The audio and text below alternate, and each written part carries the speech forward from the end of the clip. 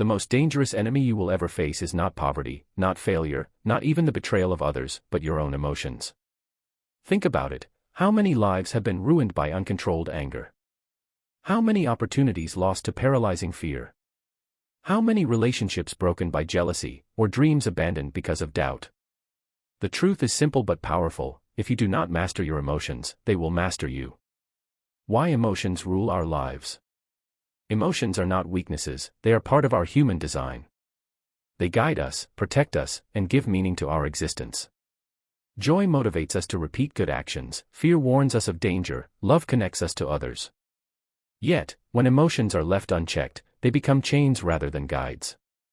The person who cannot control their anger becomes destructive, the one enslaved by fear becomes stagnant, the one consumed by envy loses peace of mind. To live a life of freedom, success, and inner peace, mastering your emotions is not optional, it is essential. Unlike external challenges, which we cannot always control, the battlefield of the heart and mind is always within our reach. And winning this battle changes everything. Understanding the nature of emotions. Before we can master emotions, we must understand them. Emotions are not random.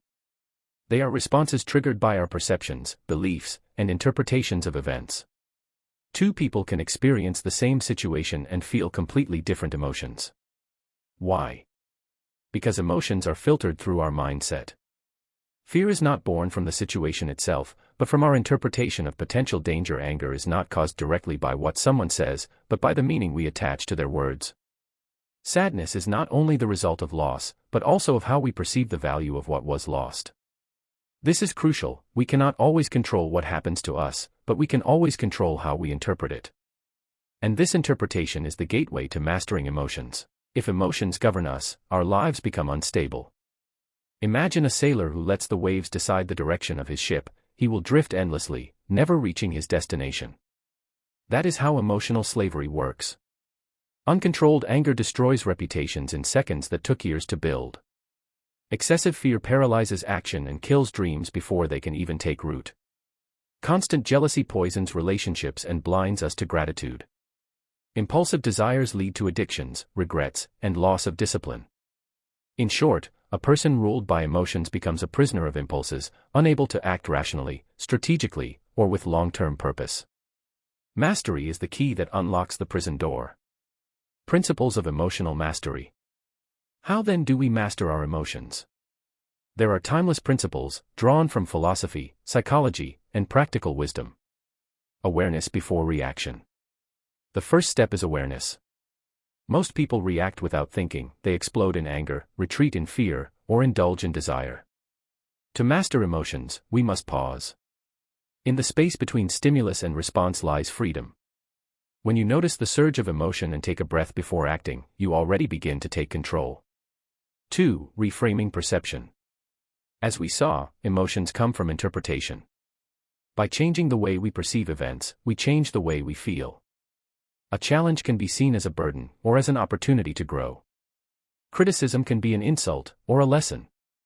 Failure can be humiliation, or a teacher. Reframing is not denying reality, it is choosing the most empowering perspective. Self-discipline. Discipline is emotional armor. When your habits are strong, emotions have less power to dictate your behavior. For instance, if you have disciplined yourself to exercise daily, laziness will not stop you. If you are disciplined in saving money, impulsive desires will not bankrupt you. Discipline transforms emotions into fuel rather than obstacles. The practice of Stoicism.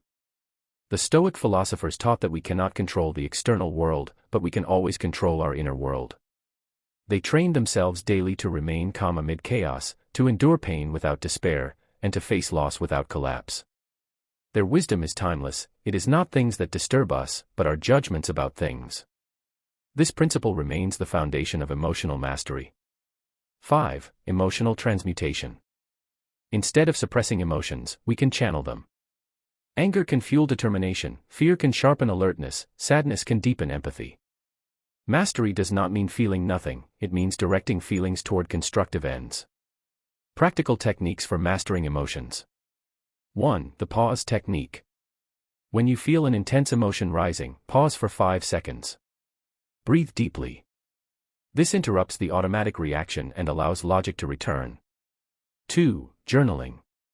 Writing down your emotions helps you step outside them. It creates distance between you and the feeling, making it easier to analyze instead of being consumed. 3. Meditation and mindfulness.